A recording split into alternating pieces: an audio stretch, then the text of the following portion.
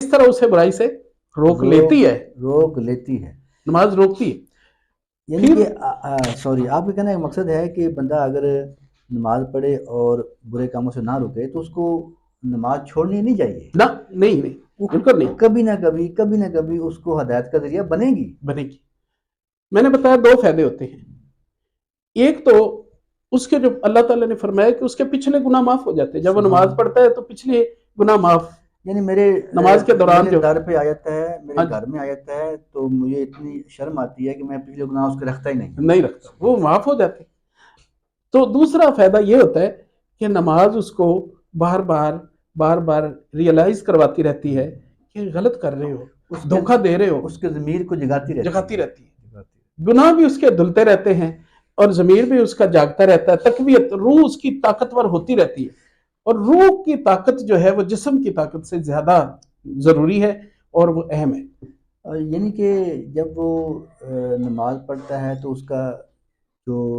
اس کا ضمیر ہے وہ ہیوی ہو جاتا ہے، تو اس کو جب شرمندگی ہوتی ہے کہ میں نے یہ غلط کام کیا ہے تو اس کی شرمندگی کو دیکھ کر اللہ تعالیٰ اس کو معاف کر دیا، بندہ شرمندہ ہو گیا، اب اس کو کیا میں کروں۔ جی، دوسری ہمارے معاشرے میں جو برائیاں ہیں وہ بہت بڑی برائی ہے، غیبت۔ جی، ہمارے اندر یہ جرت نہیں ہے کہ ہم کسی کے سامنے کوئی بات کریں، یعنی کہ بیک کے پیچھے باتیں ہم کر لیتے ہیں کہ فلاں ایسا ہے فلاں ایسا ہے، لیکن اخلاقی ضرورت نہیں ہے ہمارے کہ ہم 1 to 1 بیٹھ کے کسی کے سامنے آنکھ میں آنکھیں ڈال کر یہ کہہ سکیں کہ تم میں یہ برائی ہے۔ جی، یہ ہمارے ہمیں ضرورت نہیں ہے، یہ ضرورت، اس سے نقصان ہوتا ہے معاشرے میں، اس میں نفرت ہوتی ہے، پتہ چل جاتا ہے کسی نہ کسی وقت اس کو بندے تک وہ بات پہنچ جاتی ہے جو آپ نے بیک بائٹنگ کی ہوتی ہے، تو اس کا نقصان کیا ہوتا ہے، پھر وہ آپ سے نفرت کرنے لگتا ہے اور معاشرے میں بے اطمینانی اور بے سکونی ہو جاتی ہے۔ پھر ایک بات، لوگ بات کو اصل اس کی تہ تک سمجھتے ہی نہیں ہیں، فرضی طور پہ ہم بس سن لیتے ہیں اور سمجھتے ہیں کہ بس ٹھیک ہے سن لیا۔ میں نے دیکھا تھانے کے اندر وہاں پہ لکھا ہوا ہے الراشی والمرتشی کلاہما فی النار۔ اچھا، جب وہ پولیس والا، عملے والے جب آ کے ادھر بیٹھتے ہیں تو یقیناً وہ تو پڑھتے ہی ہوں گے، ان کے بار بار سامنے تو آتی ہے، وہ ادھر سے گزر کے جاتے ہیں، گیٹ سے گزر کے جاتے ہیں، نہیں اندر لکھی ہوئی ہے جہاں پہ وہ بیٹھے ہوئے وہاں لکھی ہوئی ہے۔ اب وہ اس کو جب آ کے ایک دفعہ نظر تو پڑتی ہوگی، بالکل پڑھتے، لیکن ضمیر مردہ ہے، احساس نہیں ہے، اس کو ایسے سمجھتے ہیں بس فارمیلٹی۔ ان الفاظ کی حقیقت ان کے اوپر آشکار نہیں آشکار، ہوگی۔ اور آشکار کیسی ہوگی؟ وہ کہتے ہیں کہ آپ جب نماز پڑھنے جاؤ گے، بار بار نماز پڑھو گے تو پھر آپ کو جب خوف خدا، یا ایھا الذین آمنوا اتقوا اللہ حق تقاتہ ولا تموتن الا وانتم مسلمون،